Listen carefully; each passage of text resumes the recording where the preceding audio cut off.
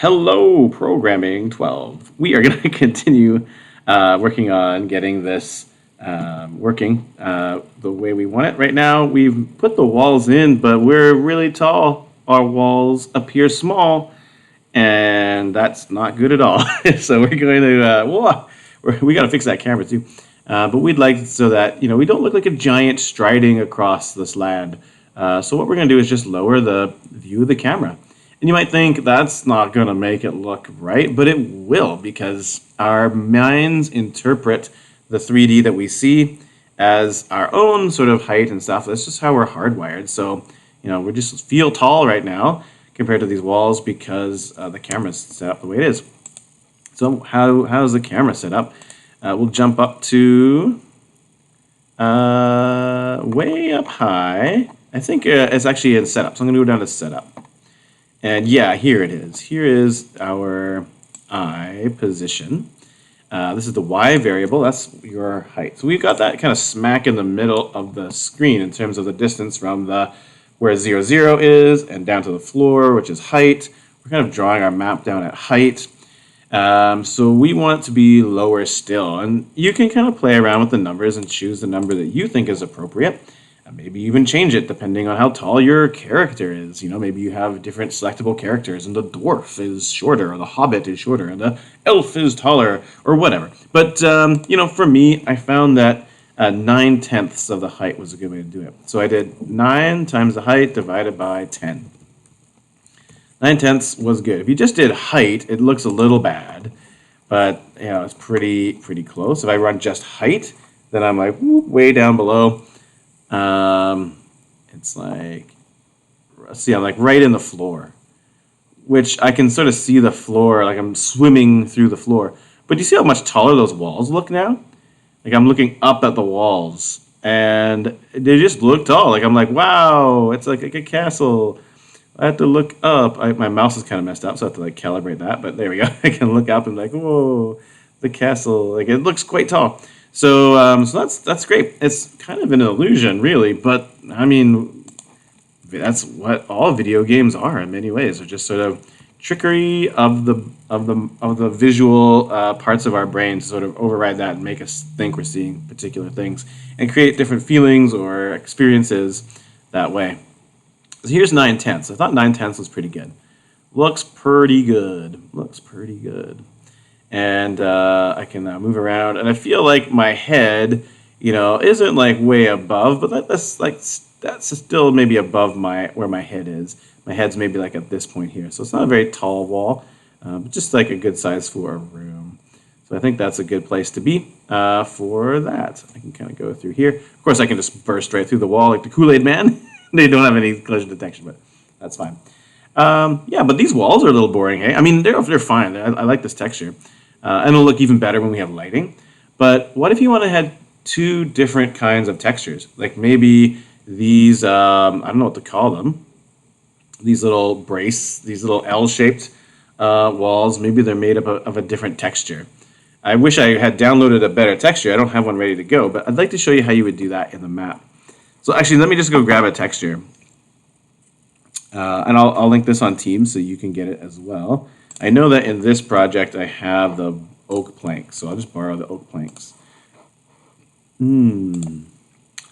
Good times. So we'll go back here. I'll just paste that in. There's oak planks. And so what I'll do is I would like to map oak planks to a particular color, and in my map.png in the 2D image, and then mossy stone bricks will be mapped to a different color. And right now I have 2 colors. I have black, I guess I have 3, black, white, and this blue color. And so I can choose if the pixels are white to do nothing. If they're black, maybe I'll put in the oak planks. And if it's the blue color, I'll put in the mossy bricks. So we just have to know what the colors are. To be honest, this is actually an easy thing to screw up. And sometimes you will run your program and you won't see the walls and you'll wonder what's wrong with your program. And the problem will be that you just didn't get the right color. I kid you not. That is the most common problem that comes from this, especially if you don't have the right tools. Some people won't have paint. They're using a Mac. So, there's, Mac has great tools too. I just don't know what they are off the top of my head. So we'll have to look into it. If you know about how I'll do this. If you know how to do this on a Mac, let me know. I'd love to know without having to buy some special like Photoshop software. So what I'm going to do is I already know the black color. That one is just, FF. The blue color, though, I don't know. So I'm going to use this eyedropper tool. I'm just going to click on the blue. It'll load up that color. And then I think I go Edit Colors. And it will tell me the red, green, and blue information. It doesn't tell me the hex code. I could just use this red, green, blue information. But I'm going to actually take this and get a hex code out of it. So this is kind of like a dull gray blue. I'm just going to call it like dull, I don't know. Someone out there knows this name of this color. They're like, it's steel blue or something like that. I just don't know what color this is. So I'm just going to call it light blue, I guess. It's not really light. Dull blue sounds dumb. But anyways, I'm going to go over to processing, and I'm going to plug this into the color selector. I'm going to type this in for red, green, and blue. So what were those numbers? 112, 146, 190. So I'll go back to processing. 112 for red, 146 for green, and I've already forgotten blue. I think it was 190. I'll double check though. Always double check. Yeah, 112, 146, 190. Cool. And so that will tell me what the hex code is. I think that's the easiest way to bring it into the program. So I'll copy and paste that. You can press the copy button, I guess. Whatever. Control C preferred. So I'm going to add that to my color palette. This is at the top of my program. I'm going to put in color. I don't want to call it blue because there's a lot of shades of blue. So I'll call it like dull blue, faded blue. I don't know. Whatever. Dull blue. But I know that that's supposed to be the color for the mossy brick. So I'll just put in, that's going to be mossy bricks. Maybe I'll put that like that. And I want the white to be empty space. And I want black to be oak planks. There we go. Oak planks. Great. So now how do I actually make that happen? Well, now that I have dull blue, I can check to see what color those pixels are and create the appropriate type of cube. So I'm going to scroll back down to my draw walls function. So scroll, scroll, scroll.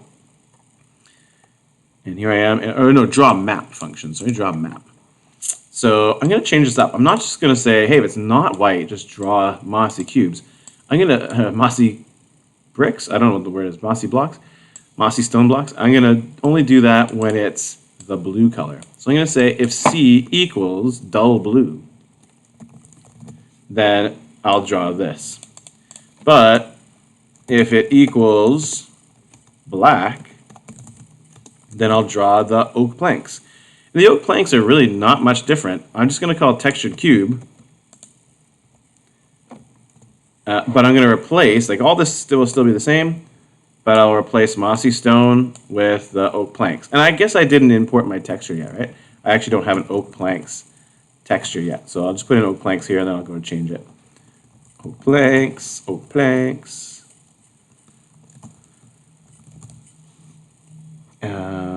Yeah. So now I forgot to import it, so I'll go back and do that. Oops, sorry. I'll go to the very top again. So the steps for that are, you're going to want to have a P image for oak planks. And in the setup, you're going to want to load that image right here, oak planks. And just double check the name is oak underscore planks. I will simply copy and paste it because I don't trust myself to type. I don't know why I can't get. There we go. Oakplanks.png. And again, I'll put that up there. Okay, so now if I read in black pixels, I will make oak planks. If I read in dull blue pixels, I'll make a mossy stone planks. Let's see if it works. We'll do a disorienting spin as my program's camera still doesn't work quite perfectly. Oh yeah, look at that. So now I have oak planks drawn here and mossy bricks drawn in the back. So, whoa.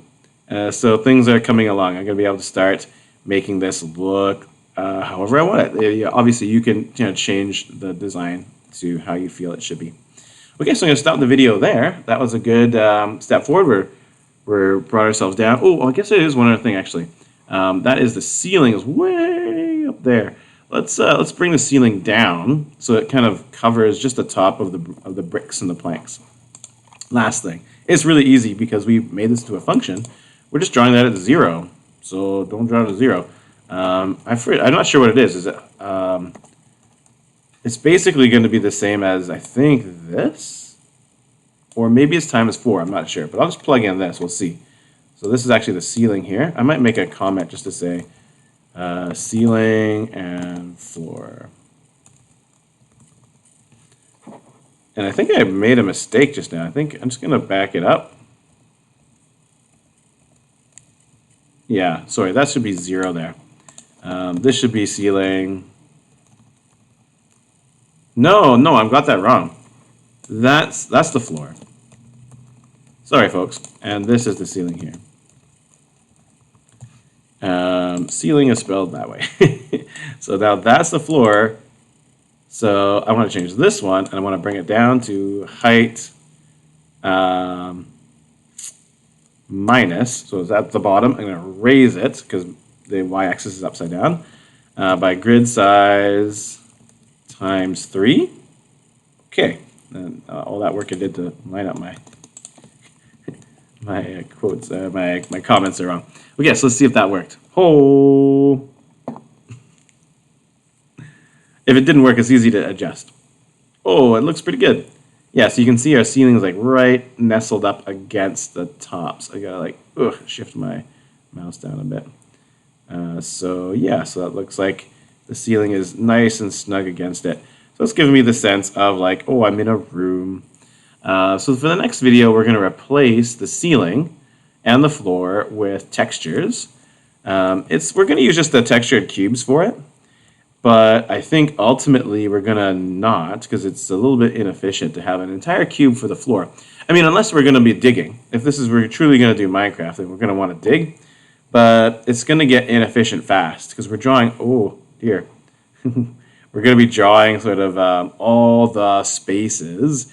Whereas Minecraft only draws what you can see. And it still does a better job. Like you can be on top of a mountain and you see like vast number of blocks. But there is a limit where we're gonna start dropping frames harshly. So I'm not sure exactly how much verticality, like how much in the Y direction we're gonna be able to move around in. But we will figure that out as we go. That's part of the fun of this project. So I'll come back in the next video. We'll take a look at making that ceiling nice and lovely. Okay, thanks everybody.